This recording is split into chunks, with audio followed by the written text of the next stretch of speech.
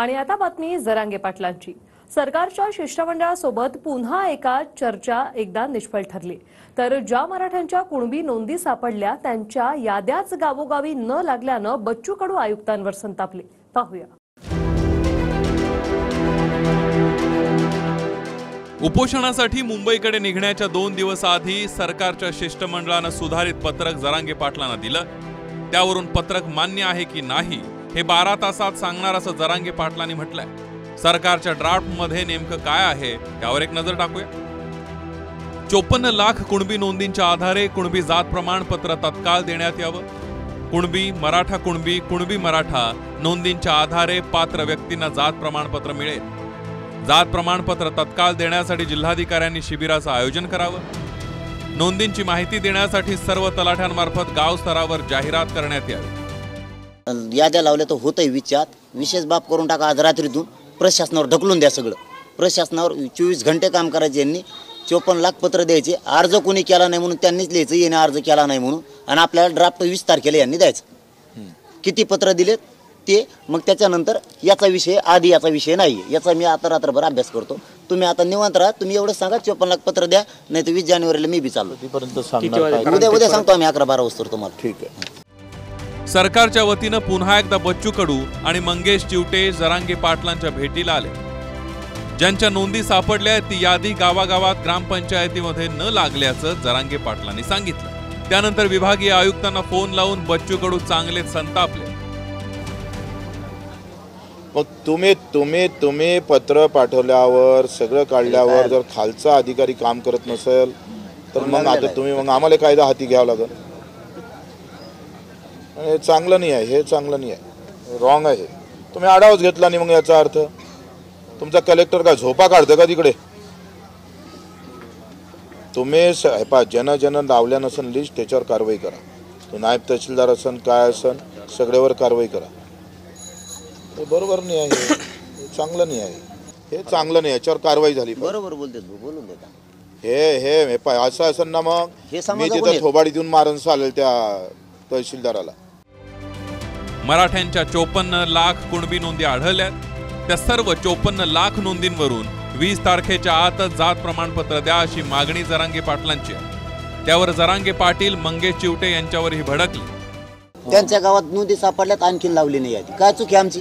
पण नोंदी मिळाल्याची उदाहरणं पण आहेत लावलेली। भाऊ यांचं गाव कुठलं आहे? अहो ते कुठं नाकारतो आम्ही। हे बाकीचे तुम्ही तुमचीच बाजू धरणार का कावावी? तुमचं नाम तुम्हाला 20 तारखेचा आता आम्हाला द्या, नाही तर तुम्ही उठायदो। हा, तुमचीच बाजू लावून धरणार। आमचं वाटलं झालं राव, लेकरांचे फासे घेतलं असं काय करतो तुम्ही? हे बच्चे भाऊ मध्ये पडत म्हणून आम्ही व्यवस्थित चाललंय। हे मॅटर चुका तुम्हीच करणार। तुमच्या बाजू नुसतं लावल्या सांगा लागले। हे गाव सगळे इथून उघडे पडेल। तेव्हा सकाळपासून ते बसले पत्र घेऊन, त्याच्या हातात कागद असू 2 महिने झाले त्याला पत्र द्या नाही। ते म्हणून तुम्हाला वेळ मिळाल्यावर देईन मी। असला अधिकारी असतो का? सांगितलं होतं ना मी, काय नाही हॉटेलला प्रमाणपत्र द्या म्हणून। हे आज नवीन सांगितलं काय? त्याचे रेकॉर्ड आहेत चॅनलवर आलेले। हे तरी बरं झालं समोरून ठेवते, मला येड्यातच काढ असतं। मी बारकुसाक दिसतो, मला कोणी घुमीत आहे। नोंदी सापडल्या असल्या तरी खालचे अधिकारी काम करत नसल्याचं बच्चू कडूही म्हणाले। त्यावरून जरांगे पाटलांनी आता बच्चू कडूंनाच 20 तारखेपासून मुंबईकडे उपोषणासाठी चला असं आवाहन केलं। सध्याचा मान्य 54 लाख पत्र देईपर्यंत आपण वाट बघू। 20 जानेवारीपर्यंत चला तुम्ही आमच्यासोबत। मी तर यायलाच तयार आहे ना। मला काय आपण समाजाकडून आहे, समाजाचं भलं झालं तर याच्यात मजा आहे। ते ड्राफ्ट मान्य आहे बस का? नाही तर ड्राफ्ट मध्ये फायनल करायचं नाही ते मी आज वाचतो म्हणलं त्यांना। ते तुम्ही आलो ते जरा समजून सांगितलं मला। नाही मी ते सोडून दिलता विषय, तुमच्यामुळे डोक्यात घेतलाय। त्यांनी जरा समजून सांगितलं, मी याला आज रात्री वाचतो। 54 लाखाची जबाबदारी यांच्यावर टाकून द्या आणि तुम्ही मोकळे वाजपासून आंदोलन तयारी करा। आपले लोक बैलगाड्या घेऊन तिकडे इकडे हो विनोद नाही, हे ठेप्याला नाही येत असे। आपल्या मुंबईची तयारी होईल। यांना फक्त एवढंच सांगायचं जाऊन राम राम, तुम्ही 54 लाख नोंदी मिळाल्या त्यांना प्रमाणपत्र 20च्या आत द्या, त्याच्या परिवाराला द्या। 20 जानेवारीला मुंबईच्या दिशेने निघणारच यावर जरांगे पाटील ठाम आहे। याच वेळी त्यांनी मराठा मंत्री आणि आमदारांनाही इशारा दिला।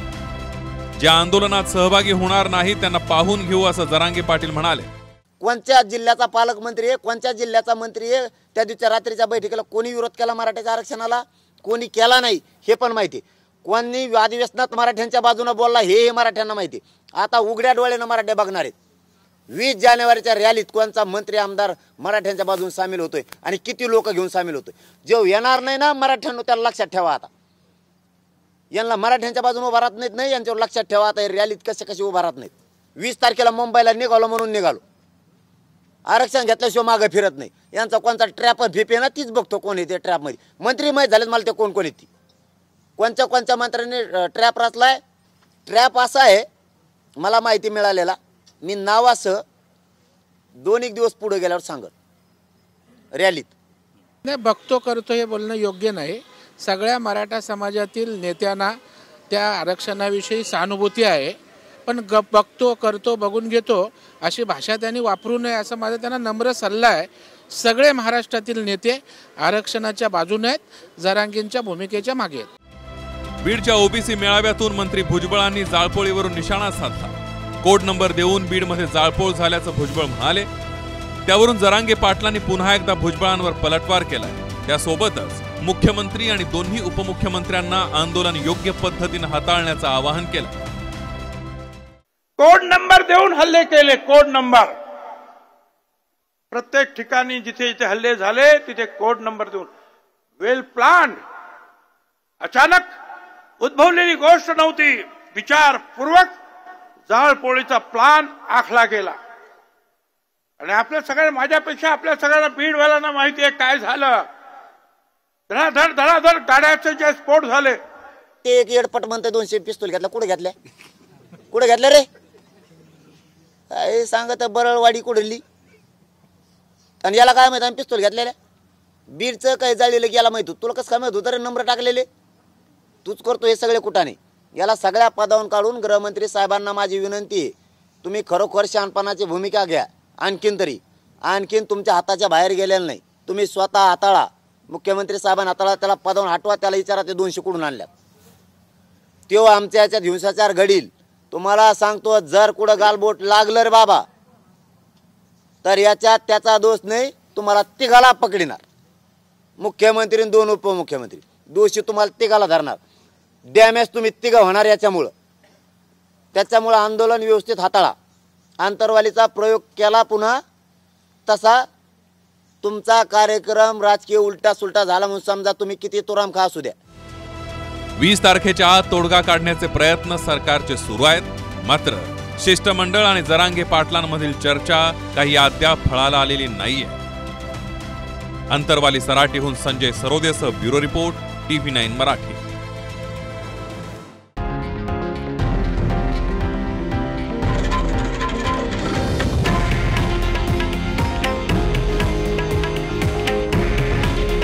हे आहे देशातील नंबर 1 न्यूज नेटवर्क आणि आपण पाहत आहात TV9 मराठी. काळजी तुमची, हित महाराष्ट्राचं.